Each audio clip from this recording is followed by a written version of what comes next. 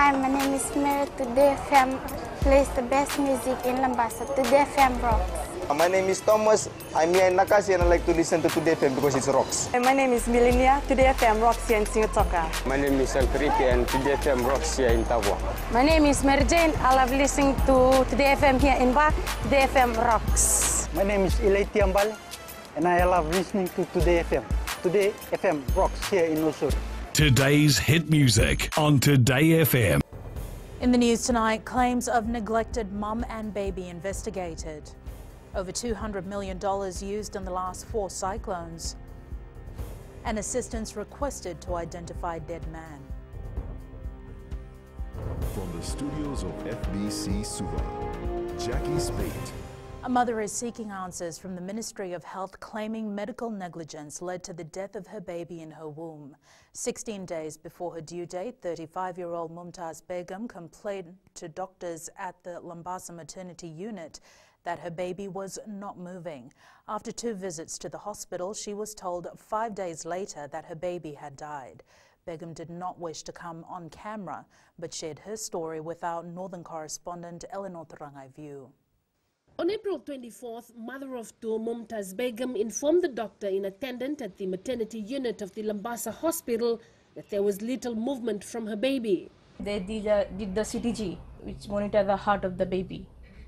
So they found out it was slow. The doctor informed Begum the baby was not getting enough oxygen. But after being admitted under observation for 6 hours, she was sent home. 2 days later, Friday the 26th, she came back with the same complaint. Plus, she was vomiting. I told him that I'm not feeling the movement. He said, because you are coughing enough that much, it was a bad cough.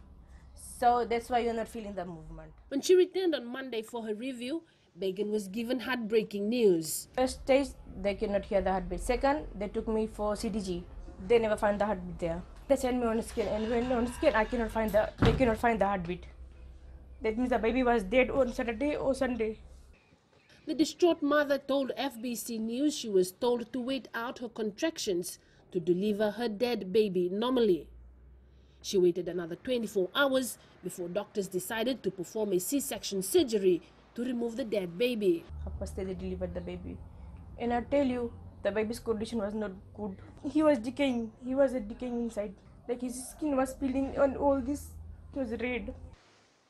After the surgery, Begum was informed that the umbilical cord was wrapped around the baby's neck twice. On Wednesday, if they have scanned it or something, probably they could have saved the baby. The family is now seeking answers from the Ministry of Health as they mourn the loss of their baby. They also want other pregnant mothers to be aware of such incidents, which they say can happen to anyone. Minister for Health, Dr. Feremi Wanganambete, says he is aware of the case and has received a complaint which has been sent to the medical superintendent at the Lambasa hospital to look into. Eleanor Turangeville, FBC News. The government spent more than $200 million to rehabilitate homes across the country after the last 4 cyclones in Fiji. Minister for Economy Ayaz Said Qayyum says they can't afford to do this every time, and he is calling on various insurance companies to work with government and provide basic cover for families in rural areas. Ali Kimbia with the story. Taking part in the Pacific Islands Forum Economic Ministers panel discussions last night, Minister for Economy Ayaz Said Qayyum highlighted a tool that can minimize funds spent on disaster rehabilitation. We spent $125 million in Cyclone Winston by helping people rebuild their homes. $110 million in Josie, Kenny, Gita last year. It's not sustainable. No government can continue to do this. Said Qayyum says they are working with the World Bank to try and get some form of insurance cover for individual standard homes. Now, most of the homes, for example, in villages, they're not necessarily certified, let alone cyclone cover, let alone normal certification. Most farmhouses are not. So what we are trying to aim for is to be able to work with the insurance companies to firstly develop an appetite for providing insurance. Said Qayyum also highlighted the great need to inculcate the culture of having insurance. And we need the insurance companies to work together with us on that. It's not just about money. In fact, the Fijian government in this year's budget and also in the last year's budget allocated actually $1 billion to pay for the premiums of low-income families should such an insurance product have been developed. The Minister for Economy is calling on various insurance companies in the country to come forward and assist the government in building a resilient Fiji. Ali Kimbia, FBC News. 2 men are in custody for their alleged involvement in the death of a man who had been stabbed. The victim, who was found lying near the CWM Hospital's accident and emergency ward yesterday afternoon. The man is believed to have been 30 to 40 years old, is fair with a beard and a Masi tattoo from his left shoulder to elbow. The victim was seen being dropped off from a silver grey Prius, which was later found abandoned in Tadirua. The 2 suspects, who are in their 30s, later surrendered themselves at the Nambua police station.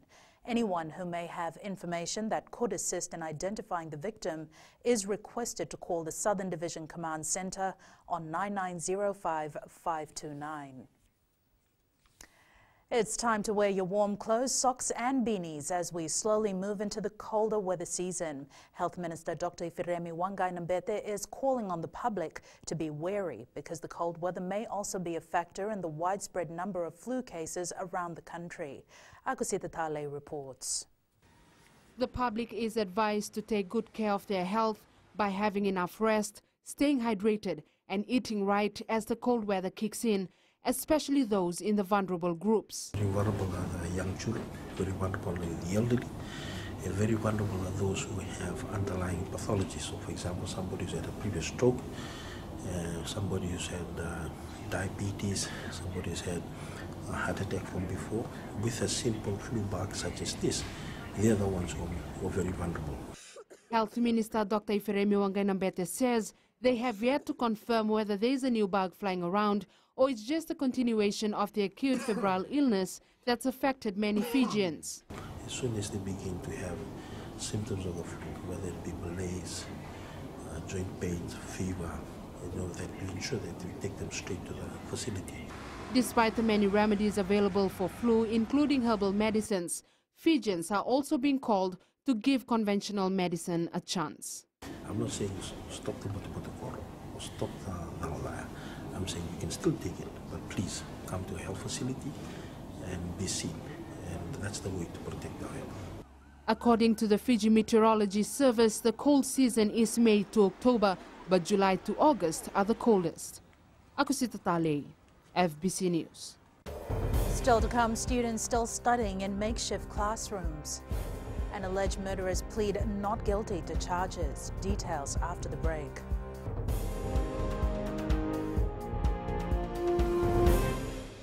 Nambula FM, nambandua ya nasere. Oya uvasit sai se lambasa, ya ndo talita ina warong Nambula FM nambandua ya nasere. Guya do tumeli ako na tao no hinga toka. Talita kina na warong Nambula FM, nambandua ya nasere. Wana tuma Nambula FM, nambandua ya nasere nawaluan. Na vengo fani na tao.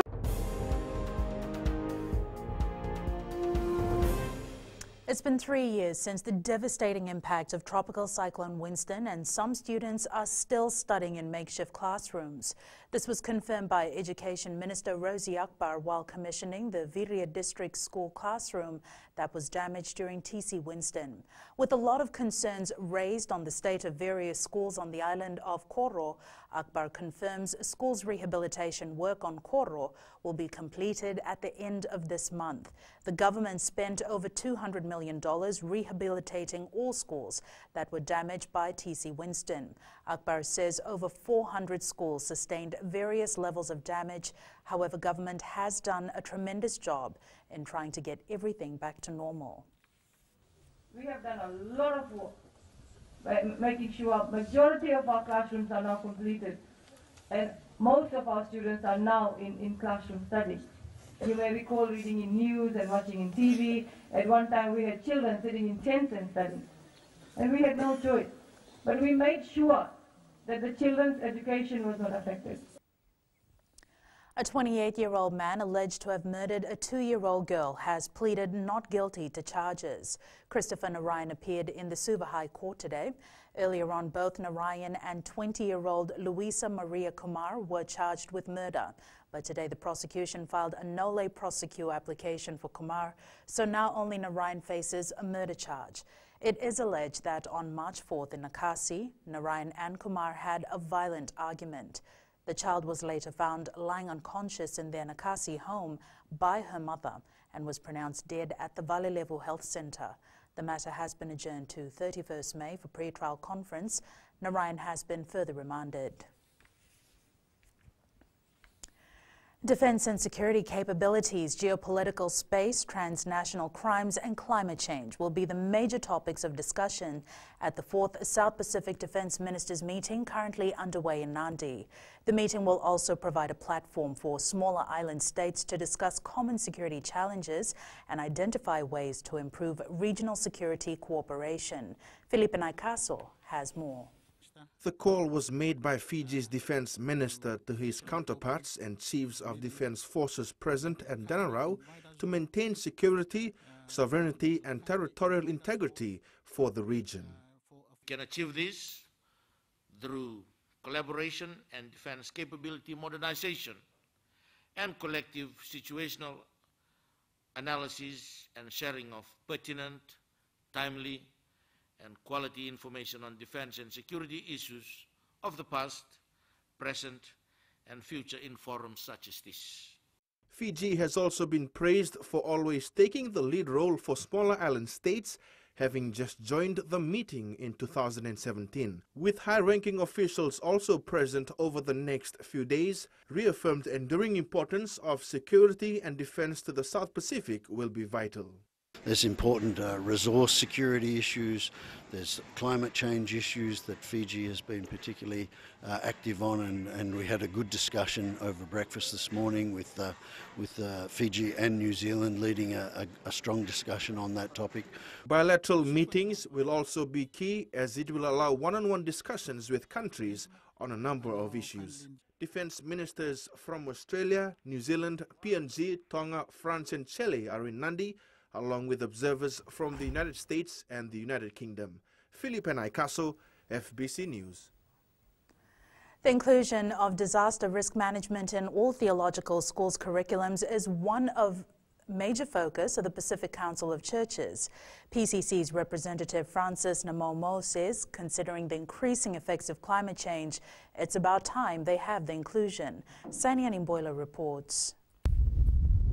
The increasing effects of climate change has triggered the Pacific Council of Churches to deal with disaster risk management. Now, I think in the conversation of climate change, gender-based violence, DRR, we're looking at how theological school can now integrate those components, at least in their curriculum, so that even from the pulpit, it could be an advocacy platform where the church leaders can talk about issues. Fiji Council of Churches President Reverend Dr. Tevita Mbani says theological schools around the country are also preparing all chaplains in home churches to provide relevant counseling needed after disasters. The talatalas and the vakatawas. What they will attempt is to at least try the first aid type of counseling, just to calm them down and put them to reality that they are facing. And then there is the other attempt to set up this counseling, groups that would come to touch on the deeper issues of life that they are going through. The Pacific Council of Churches is also preparing chaplains to deal with such events, as most were traumatized after counseling affected individuals. Post T.C. Winston. Sainian Imboila, FBC News. And turning overseas, tired but beaming, Meghan and Prince Harry showed the public their baby son for the first time today and also revealed his name, Archie. Later in sports, Nadi football gets timely boost ahead of Fiji Facts semi-final, but first, Rachel joins us for the latest in business. Thanks, Jackie. Good evening, and coming up after the break. Leased airline resumed flight operations today. And in growing Fiji, new classroom block for Varia District School. Stay with us.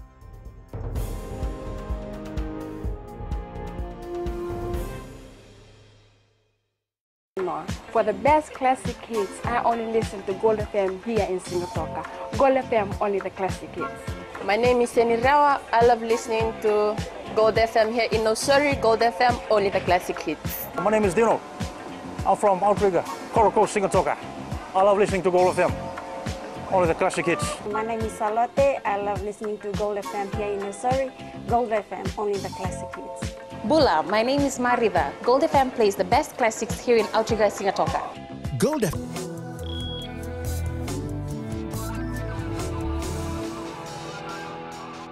Leading business tonight, the Boeing 737-800 aircraft leased by Fiji Airways from Miami Air last month has been cleared to resume flight operations today. The Boeing aircraft was stopped from servicing flights over the weekend following an incident involving a similar Miami Air Boeing 737 aircraft sliding off the runway during a thunderstorm in Florida. As a safety precaution, Fiji Airways took the leased Boeing 737 aircraft out of service. However, this afternoon, Fiji Airways confirmed operations will resume after a series of safety assessments and a clearance from the Civil Aviation Regulatory Authority. Miami Air is a chartered company based out of the United States and has leased aircraft to airlines like British Airways, Air France, TUI, among others.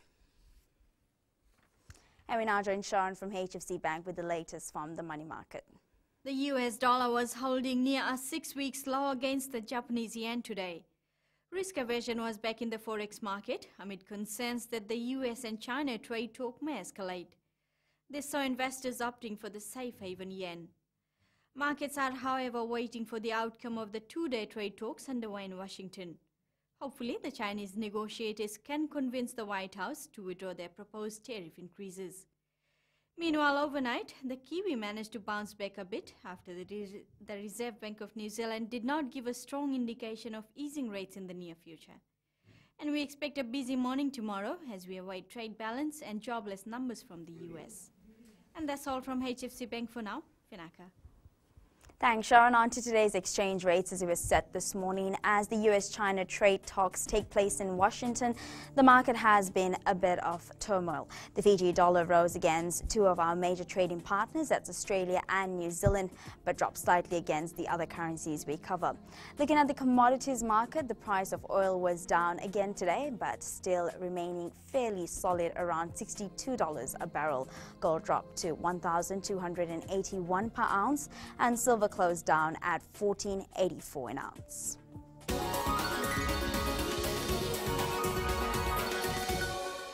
And in Growing Fiji tonight, students of Viria District School in Neitasiri will now use better learning facilities. This follows the commissioning of their new classroom block, which cost more than $300,000. The classroom block was damaged during TC Winston in 2016. Education Minister Rosie Akbar has reminded parents, community leaders and teachers that they play an important role in ensuring their children have access to proper education. Your presence here this morning actually indicates the interest that you have in your children. While we take away a lot of financial burdens off you, while we don't expect you to pay fees and the textbooks and the other costs, the transport assistance, we expect as parents for you to be responsible in looking after the needs of your children, the health of your children, the discipline, the teachings of moral values is very important, and that starts within the home.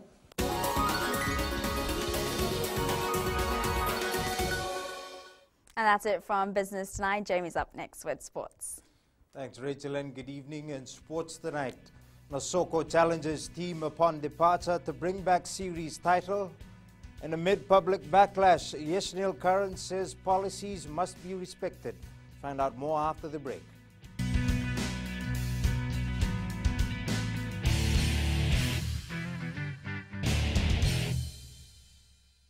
Hi, I'm Jyotishma. I'm from Singatoka. I love listening to Mirchi FM. Mirchi FM is hot. Mirchi FM is #1. I'm Charlene Robert. Mirchi FM rocks in Lambasa. I'm Soname Nasari Jackson. Mirchi FM is hot. My name is Raymond Dutt. I'm in Baba Singh Alliance. Mirchi FM is hot in Lambasa. I'm Pritika from Jax Nasori. I love listening to Mirchi FM here in Nasori. Mirchi FM is hot.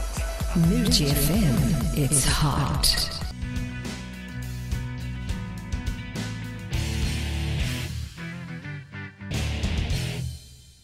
It was an emotional moment for the Fiji Airways 7 side when former captain Kalioni Nosoko spoke to them at training for the last time on Tuesday.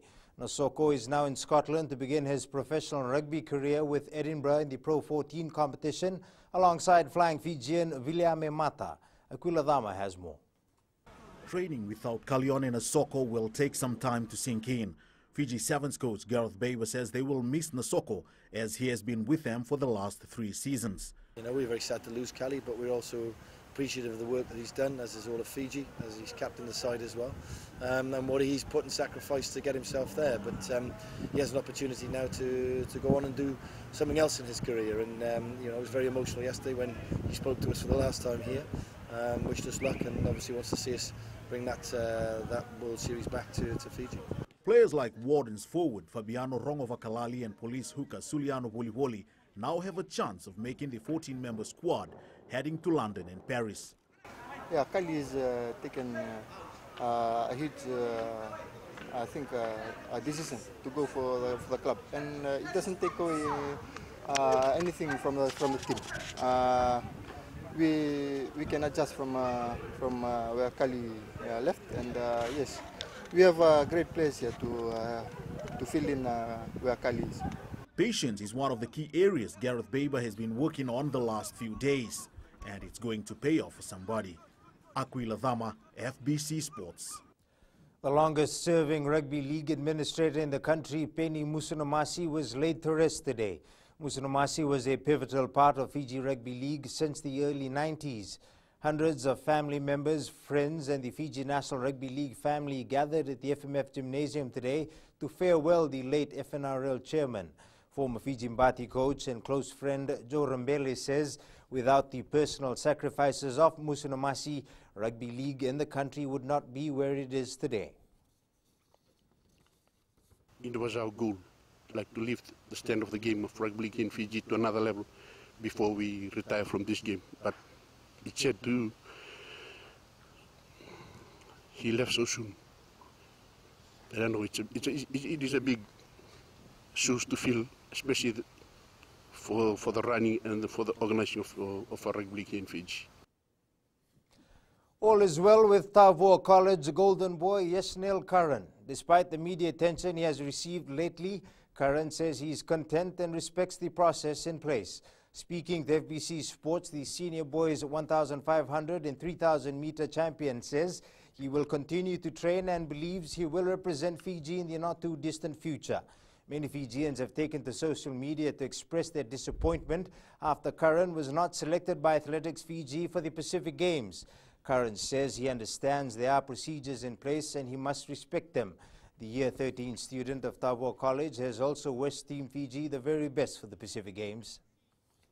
I would like to thank for those who supported me in this television and media, but it's like it's policies of every, it's like, for example, it's like the school has a policy, it's like school has a different policies, likewise Athletics of Fiji has a policies, so it's like government also has a policy, so the thing, we have to follow the policies. The AFL Suva football side has been dealt with a major blow ahead of the Vodafone Fiji Fact semi-final this Saturday in Lautoka. Key players Laisenia Raura, Christopher Wasasala and Vilitati Kautonga have been dropped from the team. Raura and Wasasala broke camp and are believed to have gone on a drinking spree, while Kautonga failed to join camp at the first round after the first round ended last weekend. Suva Football President Ritesh Pratap says it's disappointing to have to deal with such issues from senior players. However, they believe dropping them is the right decision. And I think it is a good example to other districts. We don't worry about whether we will be winning Fiji Fact or no, but the main thing is we have to draw a line somewhere that is a example to other players that if they want to do something wrong, then they will know that if they do something wrong, they will have to face the consequences. The Nandi football team received a $45,000 boost from JAXA Fiji this morning. The assistance is timely for Nandi football as it prepares to take on Lautoka in the Fiji Fact semi-final this weekend. This year, the company is backing the team with $30,000 in cash and $15,000 in Ganga sports merchandise. Meanwhile, Nandi will meet host Lautoka in the first Fiji Fact semi-final at 1:30 p.m. on Saturday before Ba plays Suva at 3:30 p.m. in the second semi-final. The final will be played on Sunday at 3 p.m. You can catch live commentaries of all these matches on Radio Fiji 2. It was another pulsating end in the second semi-final of the Champions League this morning.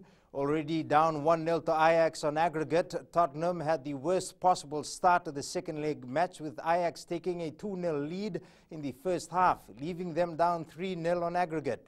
But the Spurs fired back with 2 goals within 5 minutes in the second half, compliments of Lucas Moura.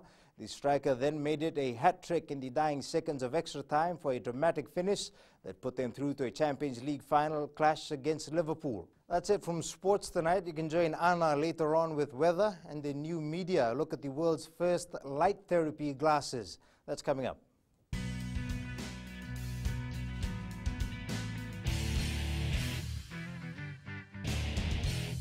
मैं नवनीत नंद नंबुआ से जैसे प्रेनी note मशहूर है वैसे radio Fiji 2 भी सभी जगह मशहूर है। रेडियो फीजी 2 देश की धड़कन। सीमा नकाशी से मैं रेडियो फीजी 2 पसंद करती हूँ सुनने के लिए। रेडियो फीजी 2 देश की धड़कन। मैं हूँ अंकल किंग सिंगाटोका टाउन के टैक्सी ड्राइवर, जैसे रग्बी फेमस है वैसे। It's weather time now with Anna.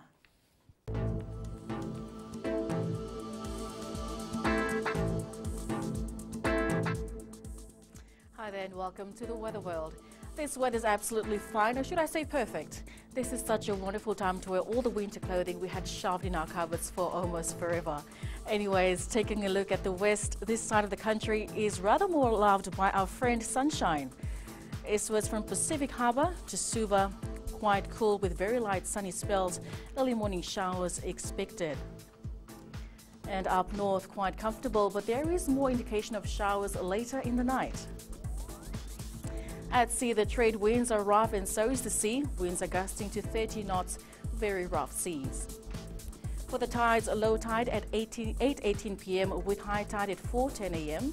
Sunrise at 6:23. For tomorrow, another semi-sunny day can be expected. Coolness in some parts of Fiji. Tomorrow's temps 90 will hit 31 degrees. Quite a warm day expected for the jet set town. And looking further on to Saturday, definitely a good Mother's Day weekend in store. Thanks so much for that, Anna. In Fijian Pulse tonight, we asked, should there be more awareness on open heart surgeries?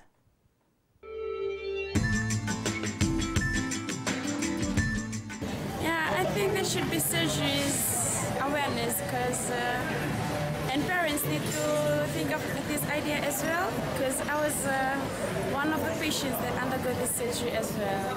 Yeah, of course. There should be more awareness on open surgery in Fiji. I think there should be more awareness because it's free. I think it's a good idea.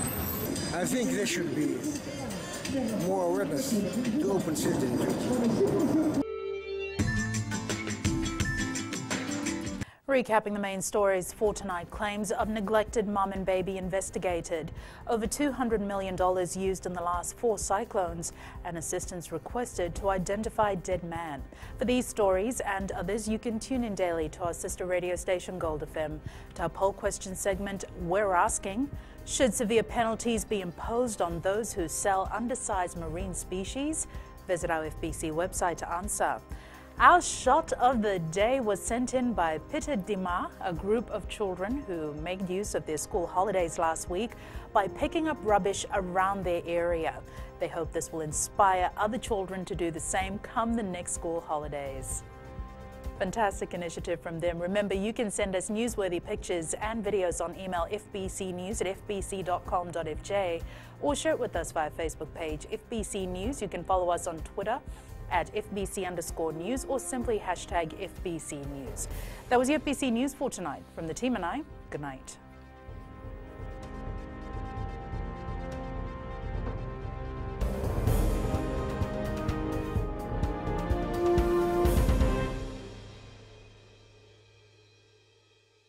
Bula, nevang gomal kay leloma, ngongai nakas untuk makarong ng Bula FM, nambang 2 na sere. Hoya ubasit sai lambasa. Ya untuk talita ina warong ng Bula FM namba 2 na sere. Guya do tumeli ako na tao no hinga toka. Talita kina na warong ng Bula FM namba 2 na sere. FM, number 2 NSR number 1. Na vengo fani na tau nengo Singatoka, kita untuk tali taka na Bula FM, number 2 NSR. Bula FM, number 2 NSR.